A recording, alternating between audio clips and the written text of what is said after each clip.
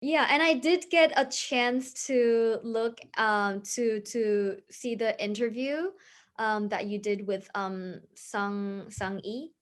Uh-huh. Mhm. Sung Yi and Professor Okihiro? Professor, right? Yeah. Yeah. Yes. I remember like the talk sort of ended with talks about a next session. Was there a next session or was that the sort of Oh, uh, you mean like the video kind of cuts off in the middle of a sentence? Is that what you mean? Oh, no, no, no, no, no. Uh, Like the video sort of like ends saying like, "Oh, we still have so much to talk about, but let's." oh no, no, I don't think there was another conversation. Oh, So I think that, but that into those interviews.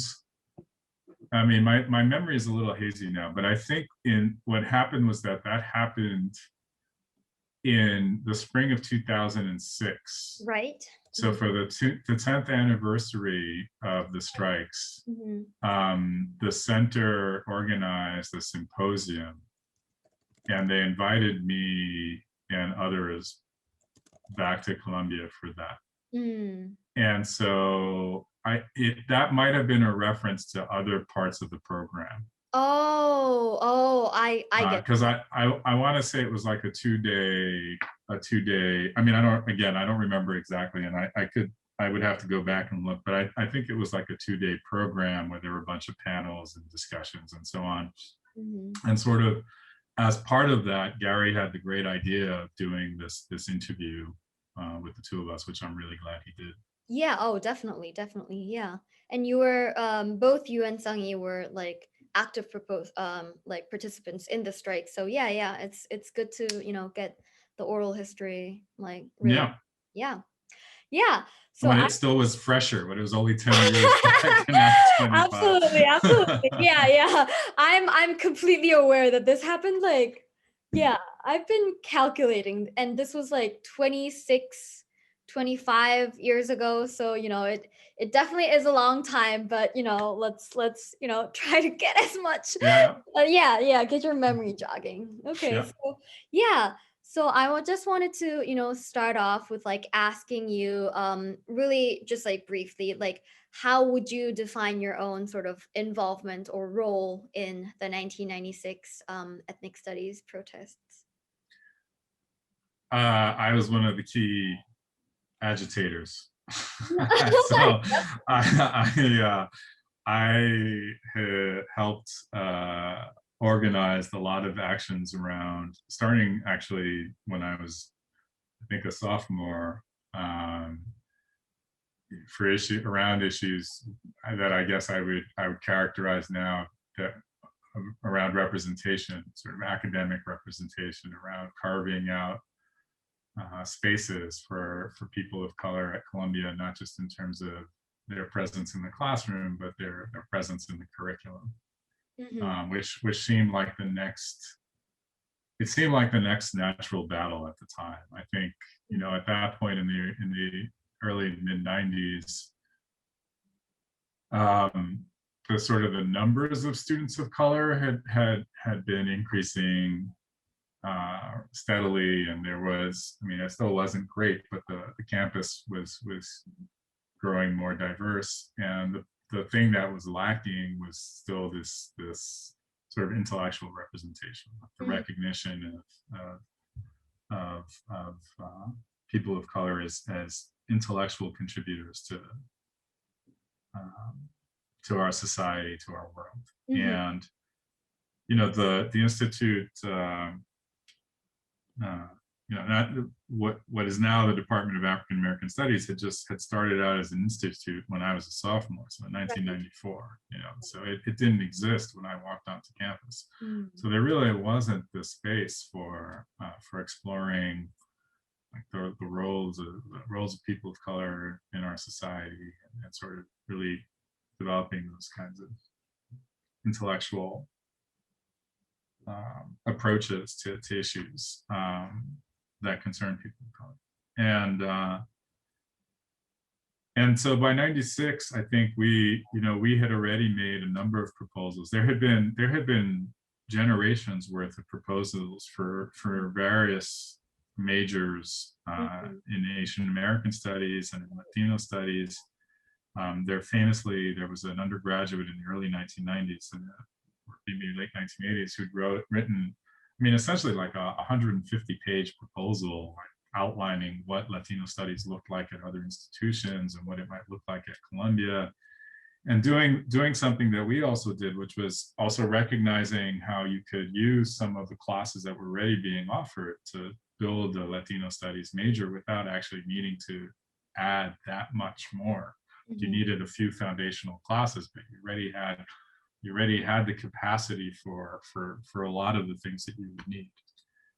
And essentially, feeling like the university was just going to wait us out. Like the administration knew, the student activism has a natural life cycle, right? Students takes a few years for students to get educated in issues, and then they Right. have like a year or two to really agitate around issues, and then they'll graduate. And the university, and then it takes, that process takes time. Like even Right. in the best organized movements, passing along the information and maintaining momentum is really challenging. And so for me, and I think for some of my fellow activists at the time, there was a really strong sense of a kind of now or never.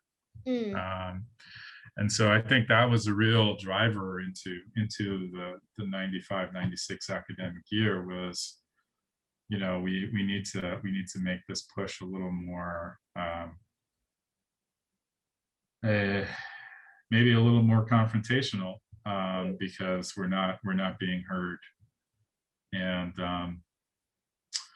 I think I don't remember if Sunyi and I talked about this back in 2006, but there Mhm. were, we built this kind of unusual alliance that really started out as a combination of Asian American activists and Latino activists. Mhm.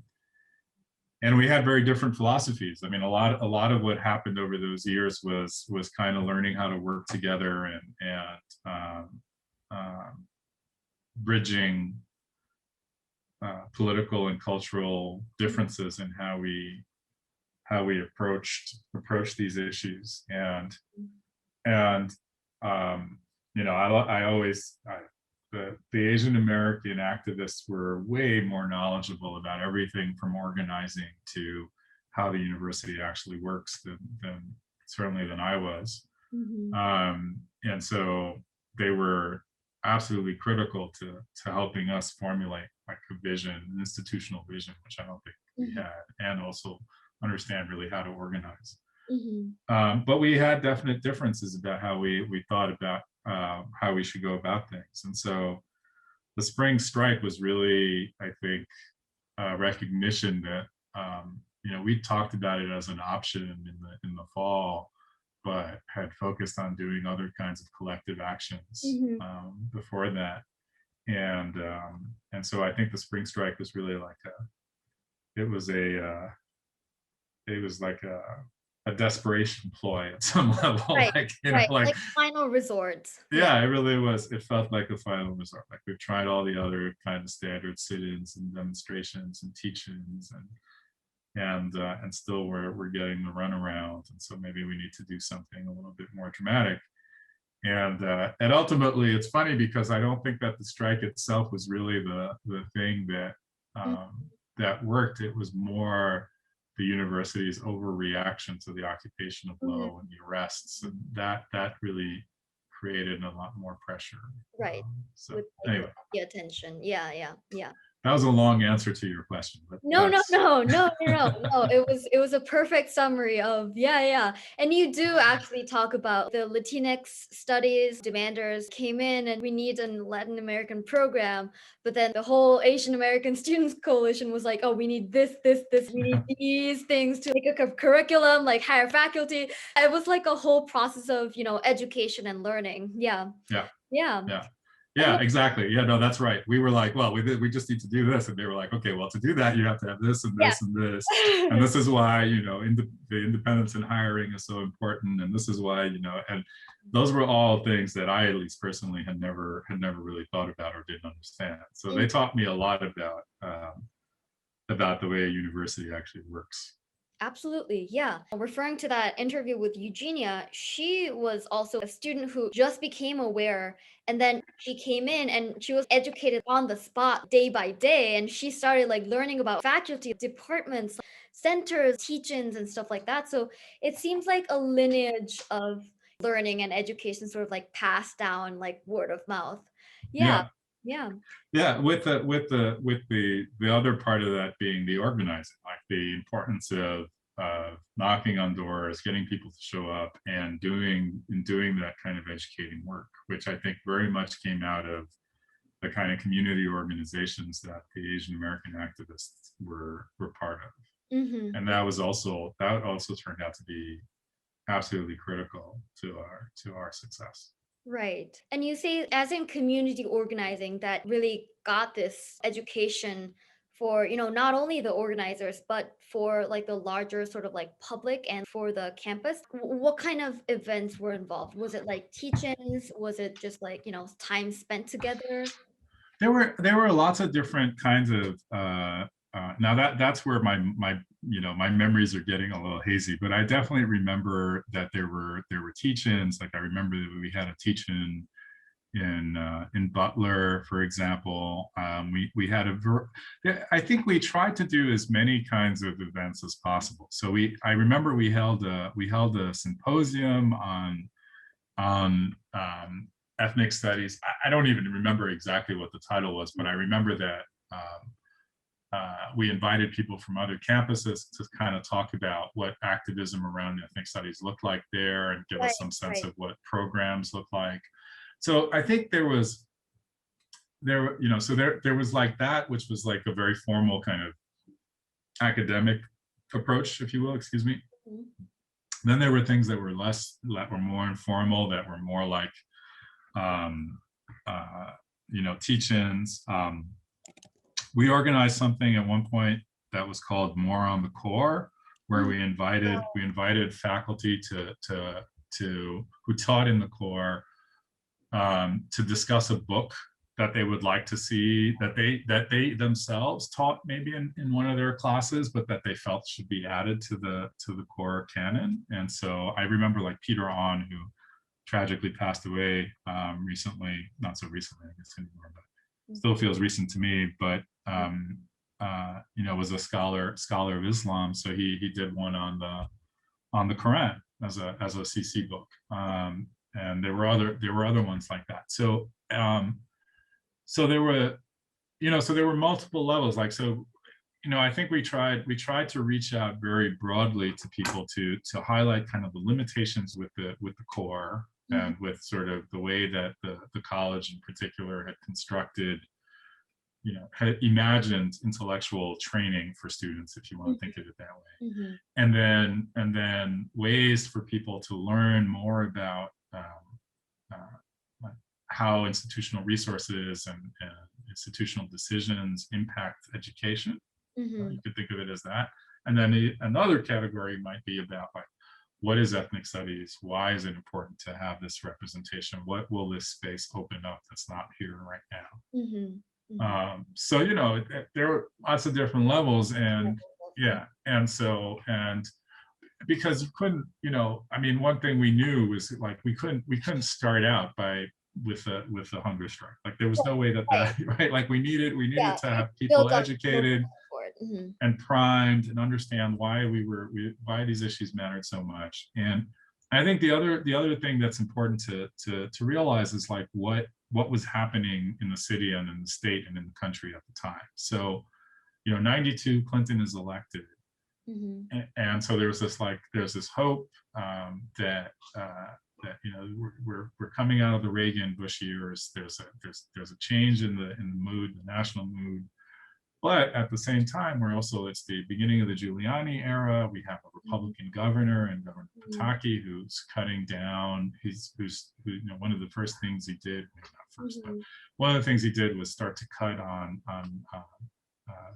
education grants to prisons. He Mhm. attacked the CUNY system, as did Giuliani. So there was like there felt like there was a real assault on some of the things that had, it had taken generations to develop and Mhm. protect Mhm. during the Reagan Bush years. And so, some of that is also about like, we also need to recognize like there's a violence outside going on Mhm. here, and so it's important for thought leaders, for institutions that are at the forefront of the intellectual life of the nation to build structures so that so that we continue to recognize the importance of people of Mhm. color, of Mhm. oppressed people, and minoritized people, and we don't just go with this flow of like erasure, which was a lot of what it seemed like was Right. happening.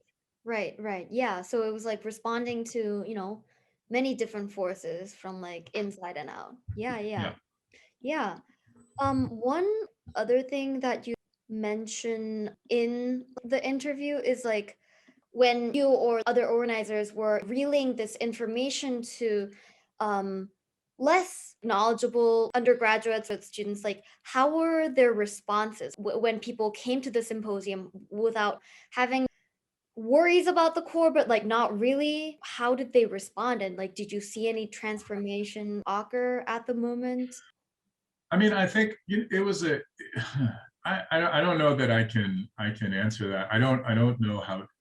I certainly don't have a general answer for that, right? Like I Mhm, don't know exactly how people reacted to it. I think mhm, mhm, there was certainly a group of people who slowly, maybe not so slowly, but who came around to understanding what the issues were. mhm, I mean, certainly like the advocacy around Latino studies, like thinking of it in terms of just that particular issue, I think it wasn't exactly like a niche topic, and that I think that the Latino student organizations, for example, by and large, were supportive of this idea, but there wasn't really that much advocacy around it. And I think slowly but surely, more and more, when we first started to meet with the Asian American students who'd been organizing around Asian American studies, um, it was kind of like we were like, well, there's like two of us. We have no idea what we're doing, you know.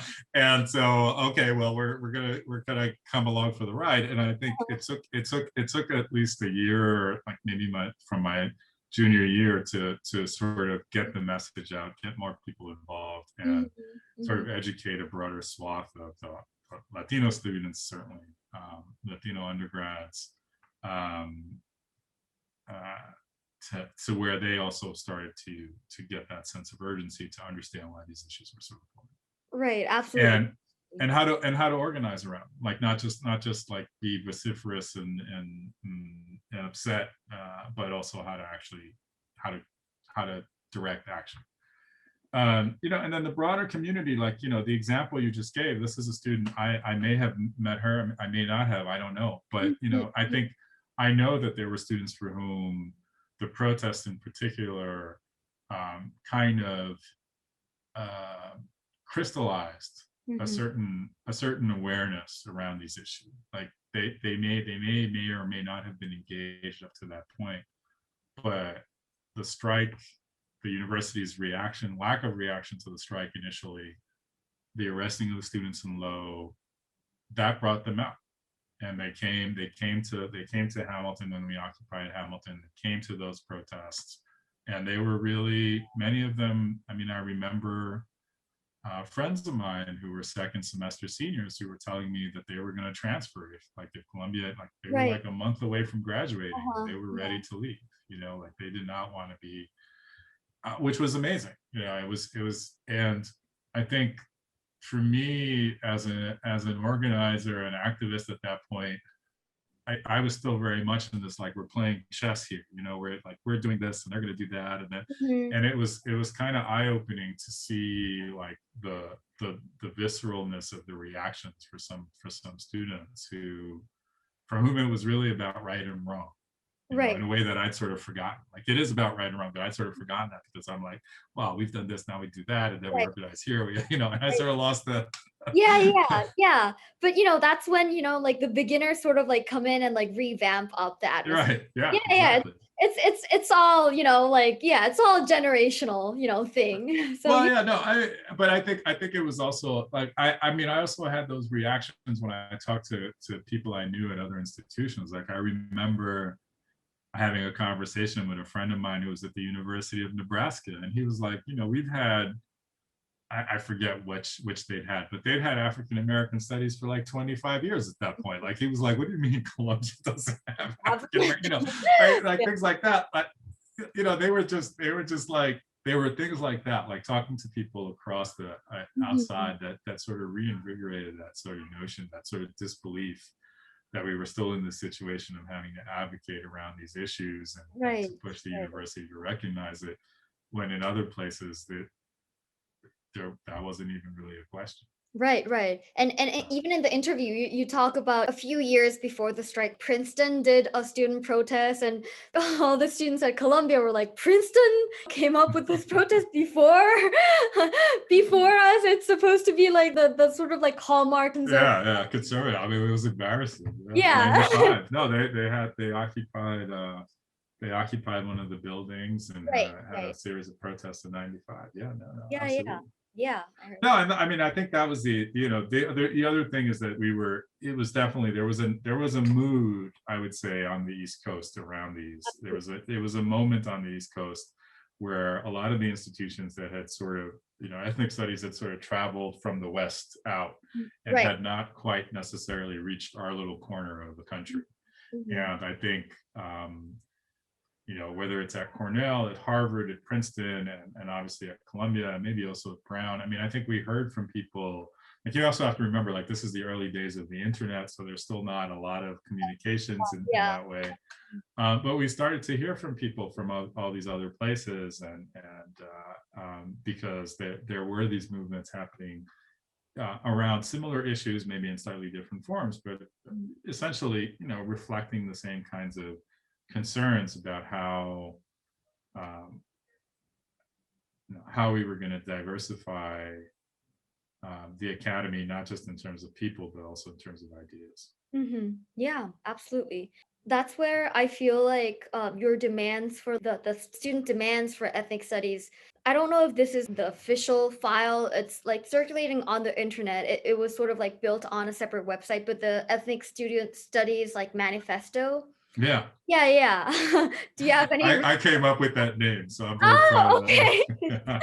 Oh, Yeah, you were the builder of that name. Okay. yeah, yeah, yeah, Uh-huh. yeah. I was the one who decided we should call it a manifesto. Uh-huh. Mhm. So how did you come up with it? Like, how was the creation of adding a clause, taking out a clause? How was Oh my goodness, that's a really good question. Mhm. Um, I honestly don't. I don't remember the details of that. I mean, I remember photocopying it.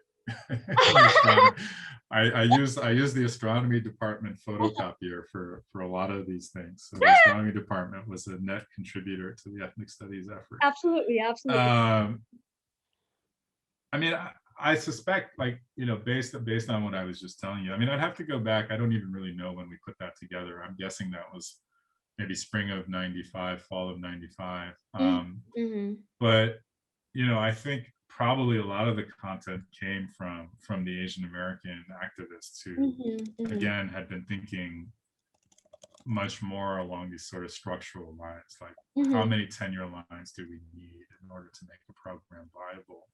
Right, Um, why do we need to keep articulating this in terms of a department and not just in terms of a program right. or a major? Track. Um, and then I don't remember how much is in the manifesto. I could probably pull it up on my computer, but I don't remember how much is in the manifesto about the core.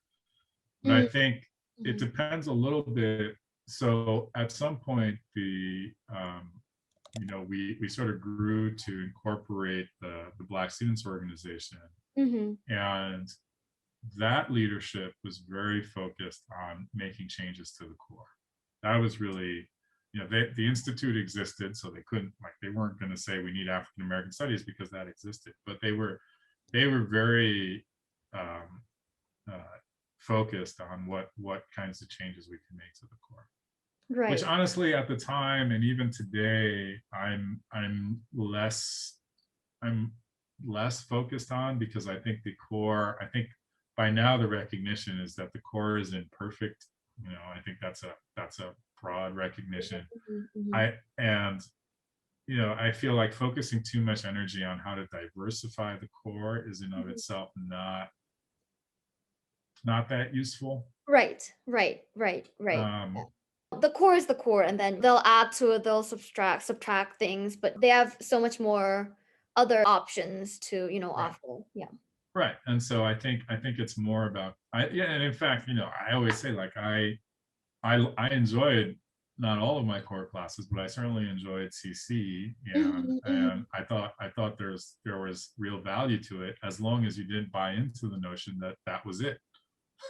Right, right, right, right. Oh, yeah, And so yeah, I yeah, think that was more my attitude about it, was, that the focus should be on how do we supplement the core and make right, sure that students aren't walking away with this idea that now they know everything they need to know right, to right. be Yeah, leaders in our society. yeah.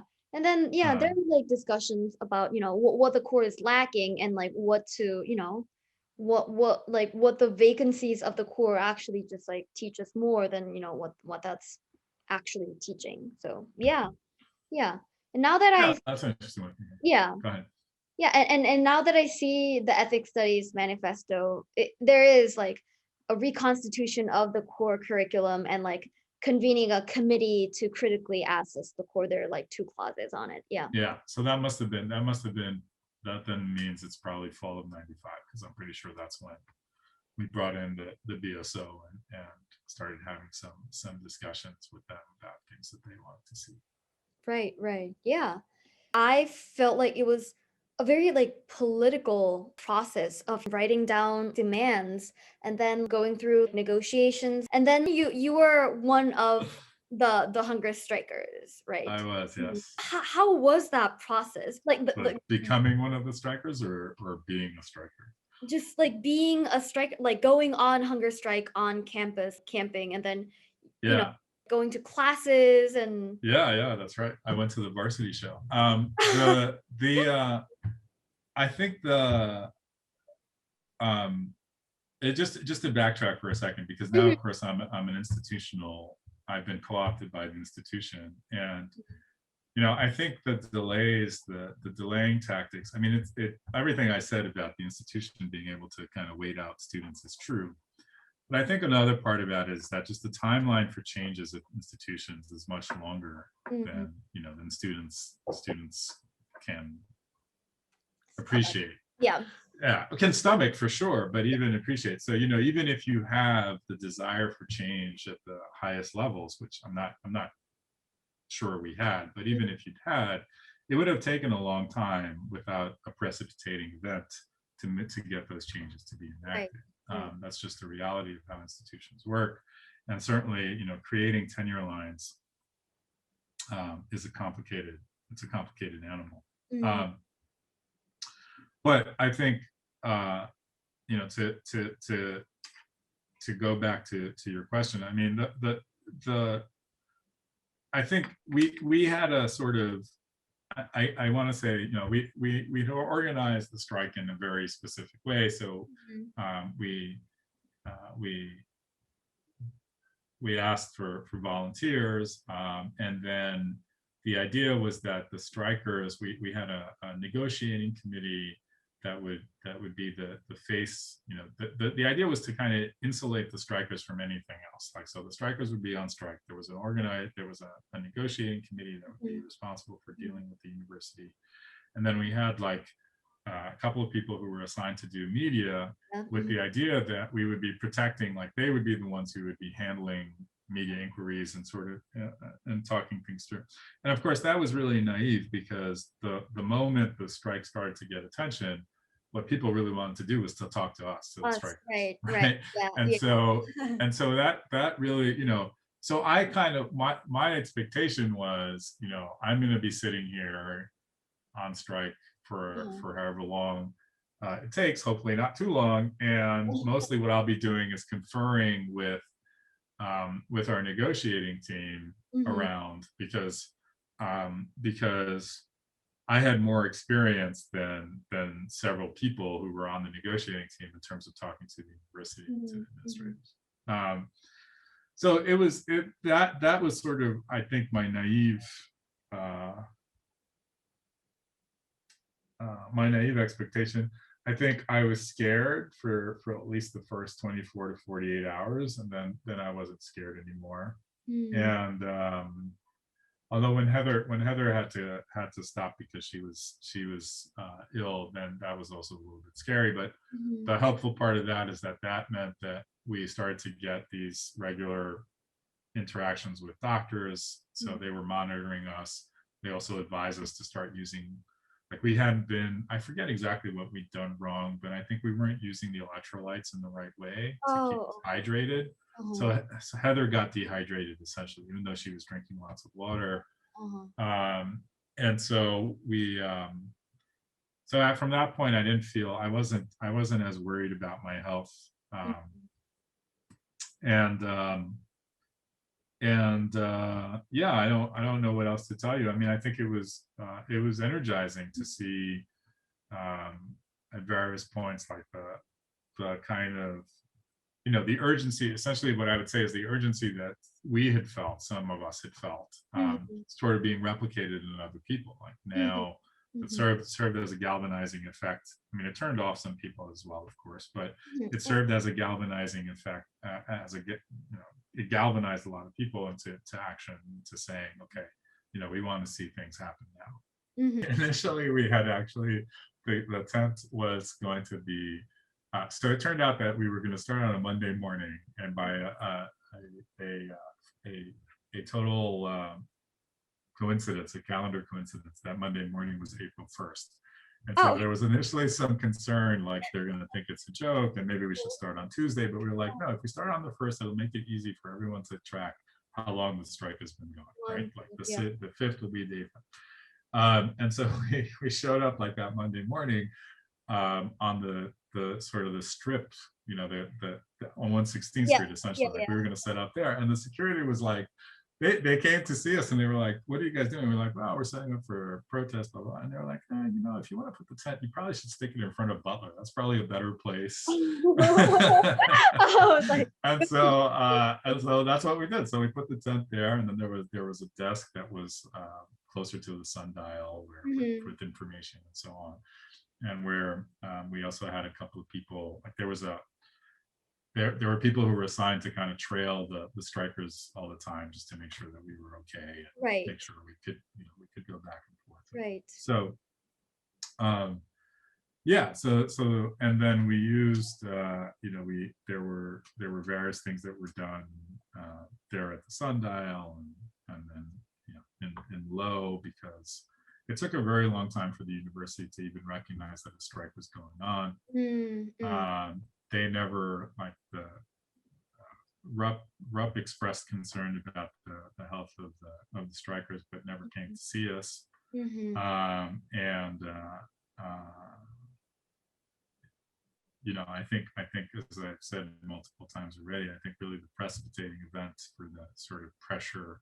There might have been pressure building from the strike itself, but I think really the pressure built after the student occupations, when we stayed overnight in Low, and then Mhm. accepted police Right, to the arrest students. arrests. Mhm. What I know about the actual arrests is that NYPD slash campus cops like came in to arrest 22 students out of Low Library. How did that process turn out? So the challenging part there was that we hadn't really planned to occupy Low. And so I think it was, there was a meeting of the negotiating team that was planned with the president, Right. and a bunch of students, decided that they wanted to go and support that. And so they sort of sat in the rotunda, Mhm. and Rupp really didn't like that. He didn't like the idea that there was I guess he saw it as kind of an external pressure. I'm not entirely Mhm. sure. I don't know if you've seen, there's video actually of him talking to the the protesters. Oh, Yeah, I have no idea where that video is, yeah, yeah. but he came out to talk to them and explain, and I think may have refused to meet with the negotiating team as long as the students were sitting there. Mhm. And so that of course was motivated a bunch of the students to stay all the more. Yeah. And essentially what happened was that night, that would have been in the afternoon, I think.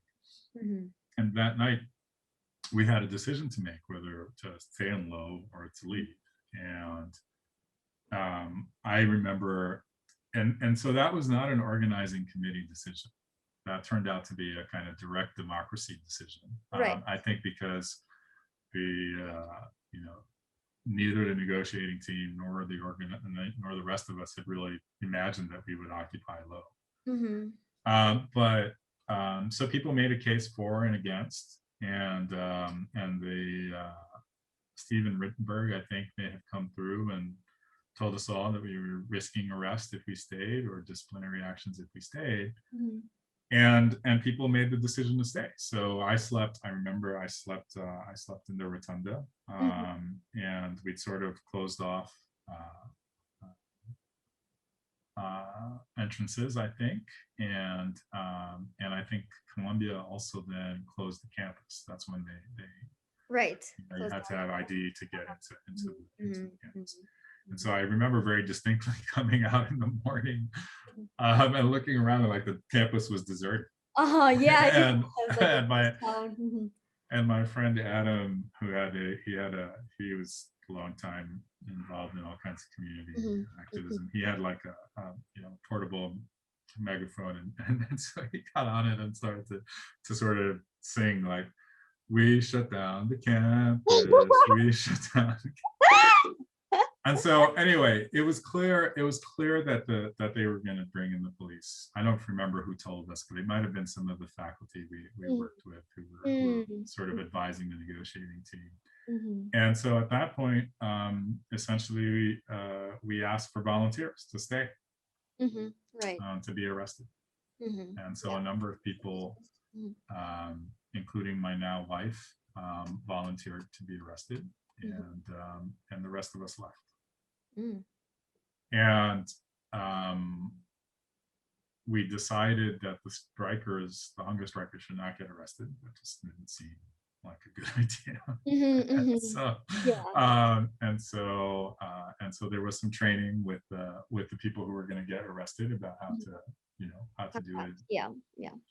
And NYPD eventually came in, and at that point I wasn't in low, so I didn't. I saw the aftermath. So Mhm. I saw people get loaded onto the police wagons on Amsterdam, but I wasn't there. I wasn't in low when the arrest Mhm, happened. mhm, We'd all gotten well away from there, because the mhm, point was, we had a set of people who volunteered for that. mhm.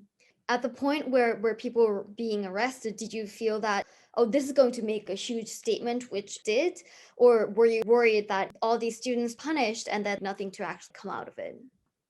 I mean, honestly, I advocated for staying in low that night because I felt like we were running out of options. Like we didn't, and so I also, I also knew that we were jeopardizing the academic careers of people.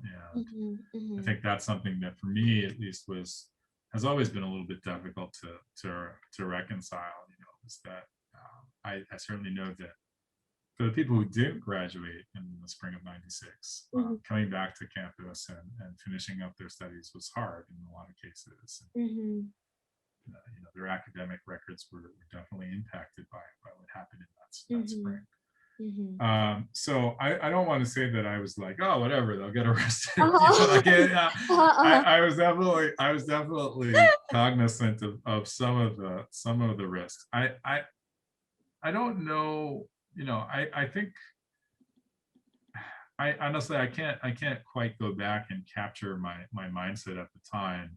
I mhm. think it became clear very quickly that the university had made a huge mistake. Mistake. Mhm, Yeah, mhm, and just the amount of media attention that generated. mhm.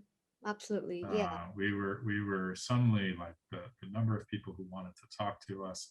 It was clear. I think ultimately Rupp might have been responding to pressure from the trustees, that Hmm.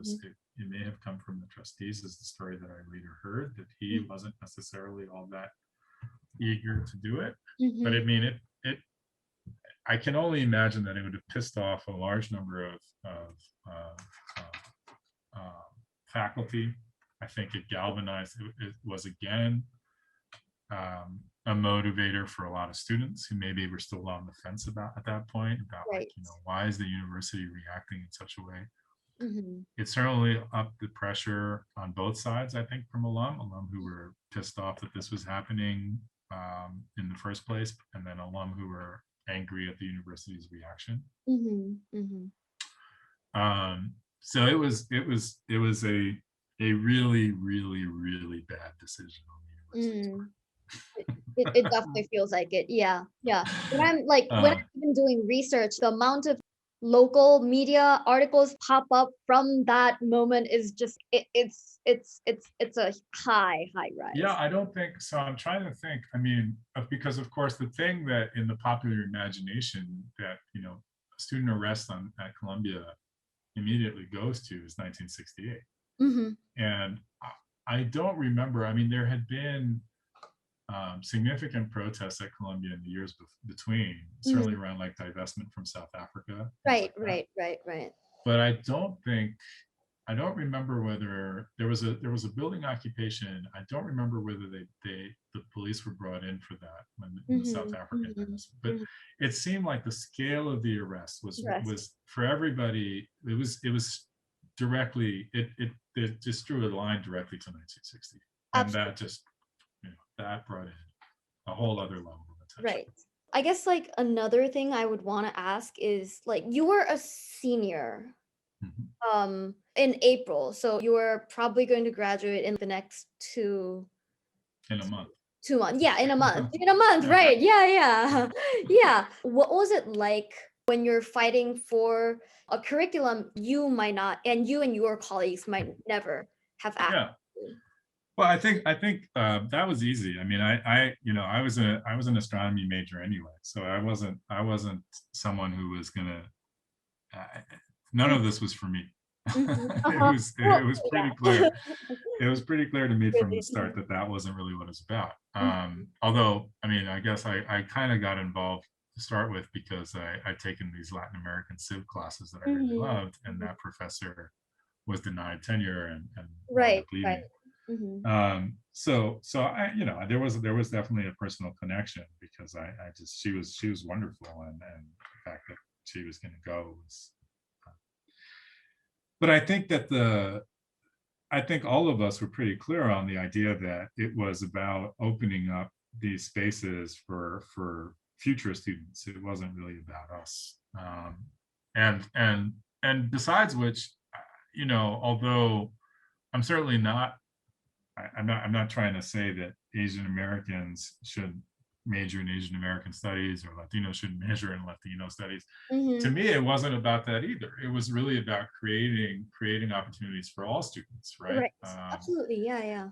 And so, uh, and I mean, I think that, in a sense, the greatest satisfaction for me is that with the establishment of CSER um, and then being being invited to various things that CSER Mhm. organizes, like Mhm. the Mhm. meetings in the spring where the graduating students talk about their theses and so on, and Right. just seeing like the range of topics, like, and some of these topics like I could have imagined 25 years ago, but many I couldn't have. Like they're going in directions that Absolutely. have been shaped by recent history, by scholarship that I don't know anything about. Mhm. Like I'm like, yes, that's exactly what we were talking about. We were Yeah. trying to create intellectual opportunities for people, uh, and and capture, make sure that there was space for these ideas to be Absolutely. expressed and to be studied Yeah. and it didn't have to be by us. It could be, that was fine. Right. Yeah, yeah, yeah. Yeah, I mean, yeah, like, I'm in thesis, like senior thesis seminar right now, and such a range of topics, all these like cutting edge, interesting Right.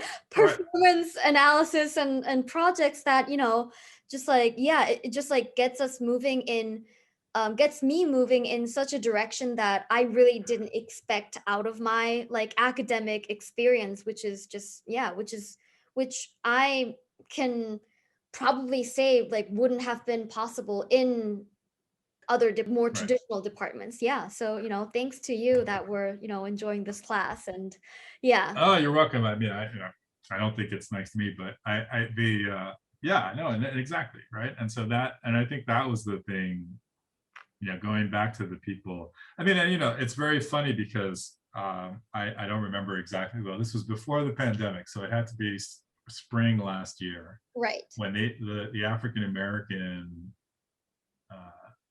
there was this motion to create an African American department for African American Uh-huh. studies, right? To end the institute and to Right.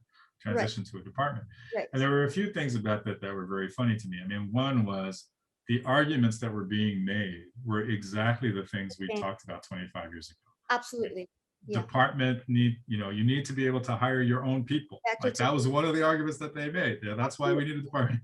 Uh-huh. And then we need to be able to attract graduate students. We need to be able to run our own doctoral programs because that's how we generate the best scholarship. Mm-hmm. And I'm almost sure, I don't know if that's in the ethnic studies manifesto, but that is It's everywhere in the things we talked about. absolutely. Yeah.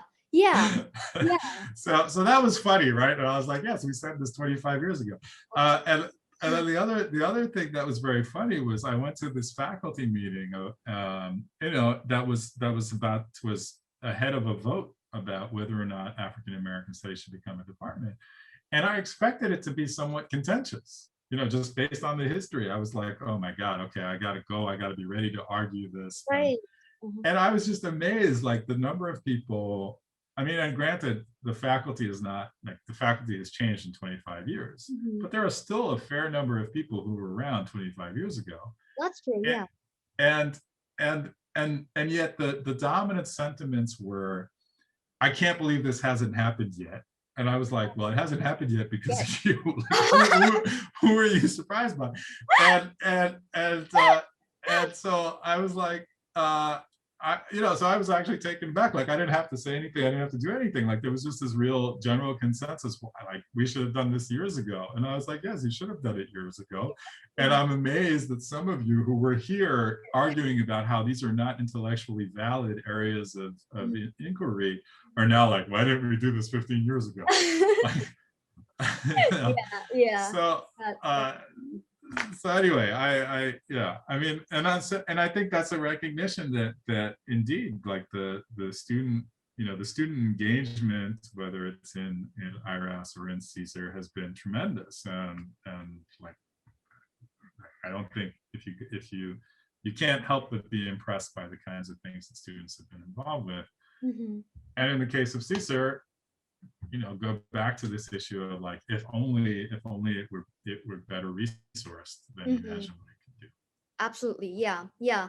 Same for me too. Like one of, all the great professors that I have had at CSER are like either adjunct professors who are like teaching from like, teaching like one class at Columbia, or like, tenured through like the comparative literature department. Yeah. So there's still that, as you exactly said, like same for African American studies, but also for CSER, it's exactly the same reasoning from 25, like 30, 50 years ago. Same kinds of like Word document to be like exactly printed and like advertised. It's like, yeah. And it's still, not being done. And like, yeah. And I also wanted to like, and especially because you also talk about like, during the protests of 1996, there were like outside forces, like political, like the end of the Bush and Reagan administration.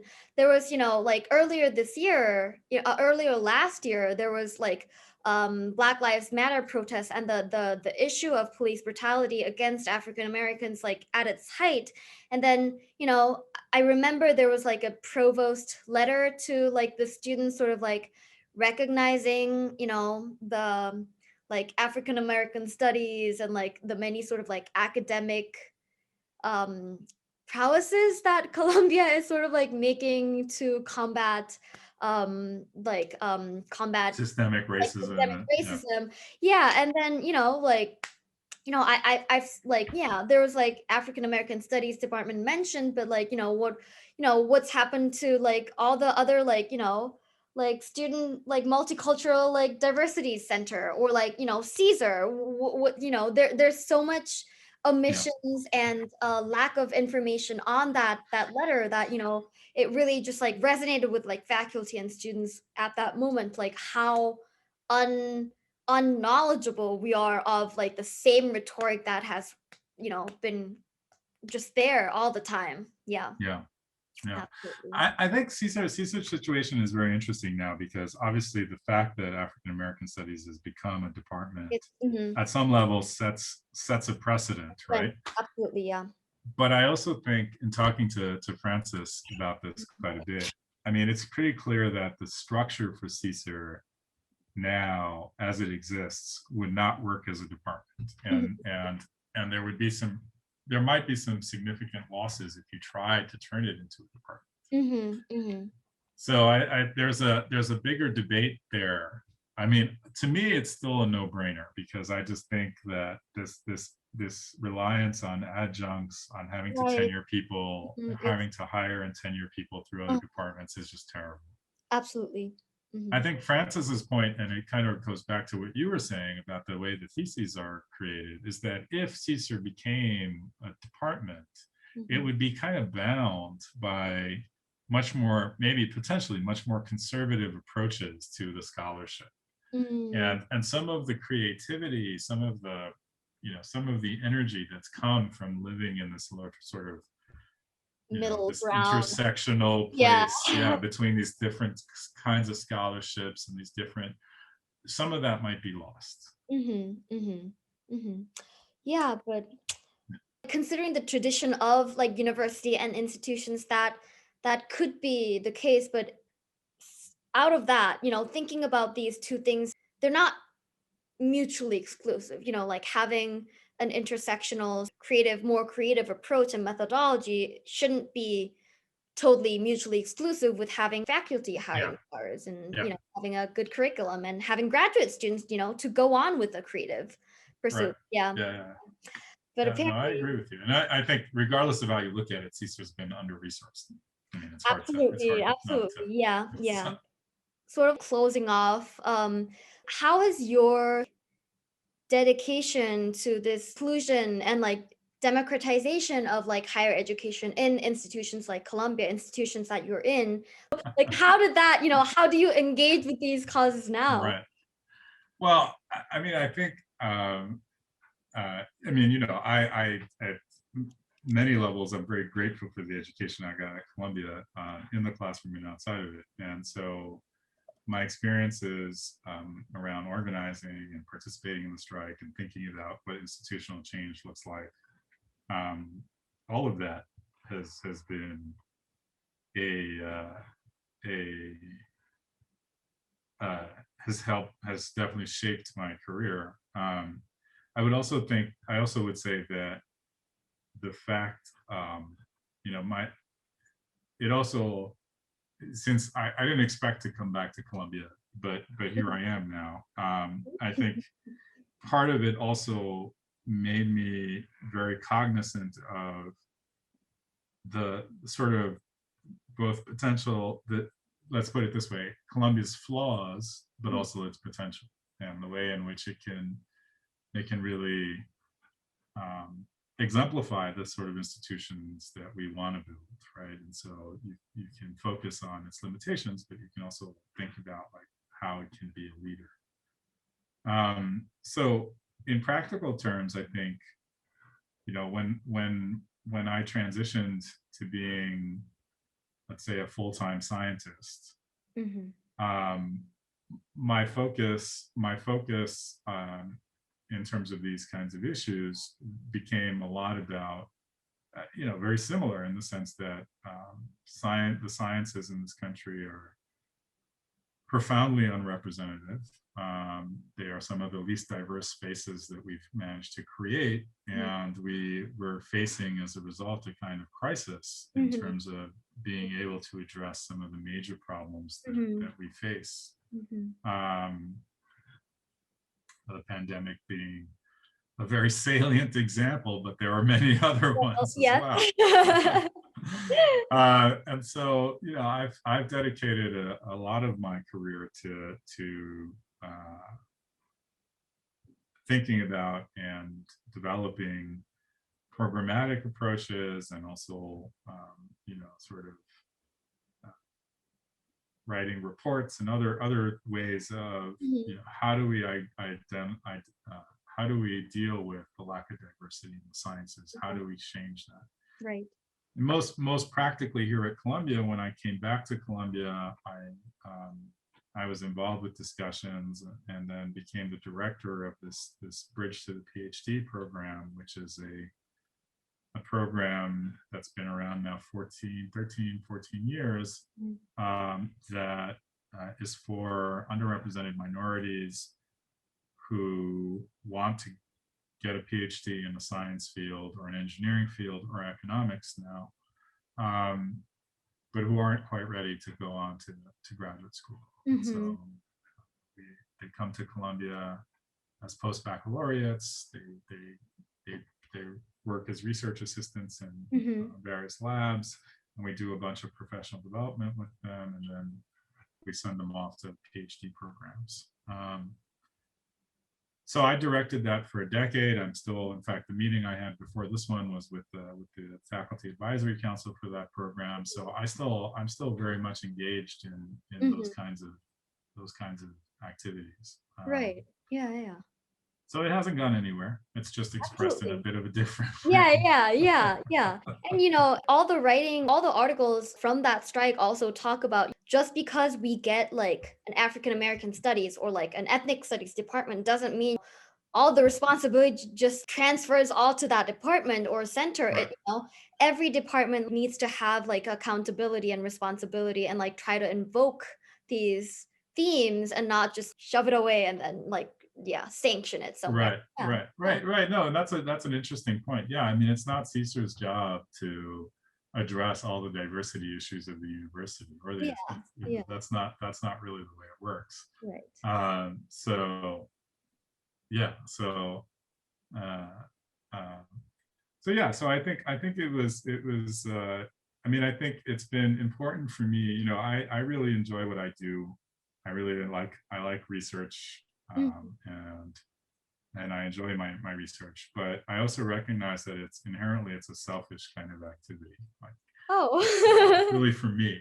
Oh, Um, that's and so fun. yeah, so I think it's always been important for me to balance that with um, some form of, you know, community activism, I guess, in Mhm. a sort of defined broadly. And a lot of that has played out around issues of, you know, similar issues of representation, issues of inclusion, issues of equity. Final last question, I guess. And thank you so much for staying all these hours. I know you're already out of a meeting. Zoom That's just okay. like consumes you, but yeah. Yeah. So last question is I know that Frances like when she teaches Intro to Comparative Ethnic Studies, she has you come as a guest lecturer and explain about, your involvement and, about the origins of the center maybe in an in-person setting before, but like maybe now in a Zoom setting, you get to see these students who are taking, like many students who are taking comparative ethnic, like intro to comparative ethnic studies, which is basically like the foundational, like building block of like the whole like African American, Latinx, or other studies, Right. and not only for Caesar. So like when you see these people, like what's one message or like what's like one thing you would really like to tell them, just tell them, like, or tell us like. Well, I guess the first thing is that, I mean, it is it is a kind of an emotional thing to see that, just because, again, like, this is a space that just did not exist when I was an undergraduate, and to Right. see I don't know how many students take the class, but easily, 80, 100, Absolutely. Yeah. maybe more. Mhm. To see them engaged in this pursuit and clearly very, committed to it, I think is just super exciting in of itself. I think what the message, like, I, I almost feel like sometimes when not every time, maybe not this last time when I spoke to her class, but that was maybe because it was over Zoom. But a few times when I've had these conversations, I almost feel like students are seeking, and maybe this was also before the Trump years because maybe it's a little clearer now, but Mhm. they were almost seeking like their own cause. Like they wanted to understand, like, how do you identify the thing that you're going to go and be so activist about and put yourself out there, and Mhm. how do and like they have, like, I feel like there's like a Columbia protest envy, like there's this inheritance of things that have happened in the past that you're like, oh, what are we going to do that's So going to be yeah, yeah. remembered? Are we gonna match up to, Yeah, her? and that was true for us too, right? Because everybody had the inheritance of '68, and then there had been the strikes around divestment, and there had been other protests when I was just starting out. Um, so I kind of get that, and I guess the message that I have for the students is more like, just find the thing that you care about, the thing that you're passionate about, and then you'll figure it out. Like, I have actually a lot of faith.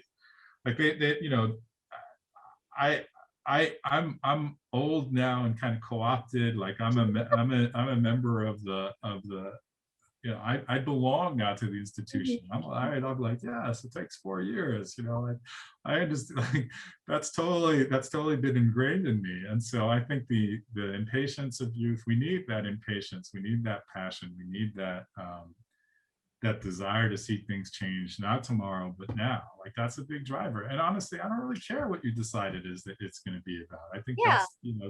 that's just an That's your important thing for you to identify. right. And I'm not going to tell you what it is. Yeah, You'll figure it out. yeah, yeah, definitely, definitely.